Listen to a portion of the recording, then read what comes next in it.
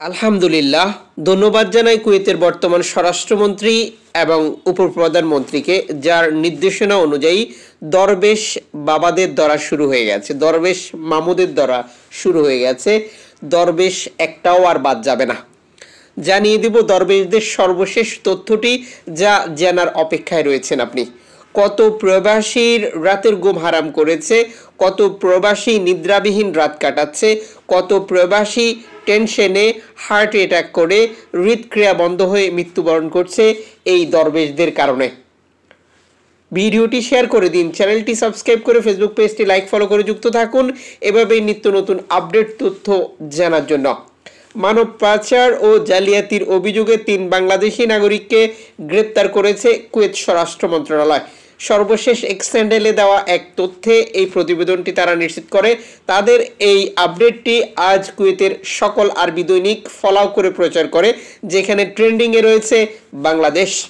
Kuwait স্বরাষ্ট্র মন্ত্রণালয়ের general department of রেসিডেন্সির মাধ্যমে মানব পাচার কার্যক্রমে জড়িত 2 বাংলাদেশি ব্যক্তি এবং সরকারি ইলেকট্রনিক পেমেন্ট সিস্টেম স্টাফ জাল করার অভিযোগে আরও একজন বাংলাদেশিকে গ্রেপ্তারের ঘোষণা দিয়েছে মন্ত্রণালয় এখানে প্রকাশ করেছে গ্রেপ্তারগুলো জননিরাপত্তা বৃদ্ধি এবং সকল ধরনের জালিয়াতির সাথে যুক্ত সকল কার্যক্রম এবং প্রতারণার বিরুদ্ধে তাদের যে চলমান লড়াই, সেই লড়াইয়ের একটি অংশ ছিল।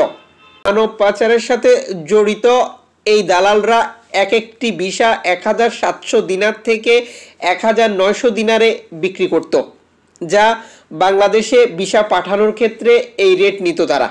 এরপরেই সাধারণত একজন বাংলাদেশি কুয়েতে প্রবেশ করতে পারত, যা নিশ্চিত করেছে স্বরাষ্ট্র মন্ত্রণালয়।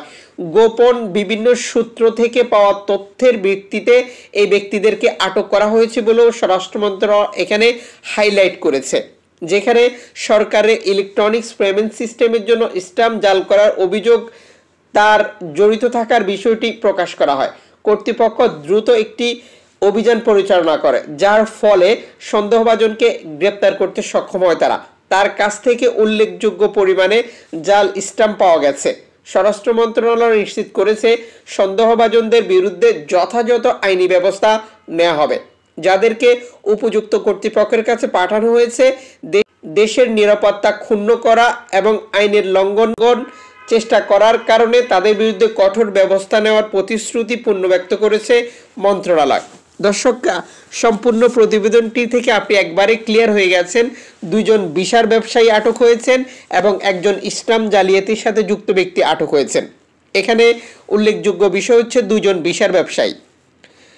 স্বরাষ্ট্র মন্ত্রণালয় যে হাইলাইট করেছে তা হচ্ছে তথ্যের ভিত্তিতে, মানে অন্য লোকজন অভিযোগ করেছিল মন্ত্রণালয়, সেই অভিযোগের প্রেক্ষিতে তারা তদন্ত চালিয়েছিল। তদন্তে এই ব্যক্তিদের বিরুদ্ধে অভিযোগ প্রমাণিত হয়েছে এবং তাদেরকে গ্রেপ্তার করেছে। এই তথ্যটি স্বরাষ্ট্র মন্ত্রণালয় এমন এক সময় প্রচার করেছে যখন সারা কুয়েত জুড়ে আকামা আইন লঙ্ঘন, শ্রম আইন লঙ্ঘন সহ বিভিন্ন অপরাধে প্রবাসী আটক অব্যাহত রয়েছে।